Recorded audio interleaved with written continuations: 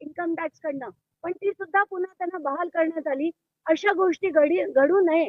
आणि हे जे गुन्हेगारीकरण झालंय ना पूर्ण महाराष्ट्र राज्यात, याला कुठेतरी आता आळा घालायला हवा, म्हणून आपण हा लढा सुरू केला.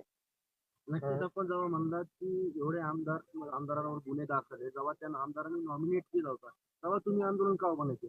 हे जेव्हा रिझल्ट आल्यानंतर हा एडीआरचा रिपोर्ट आलाय, हे मी म्हणत नाहीये.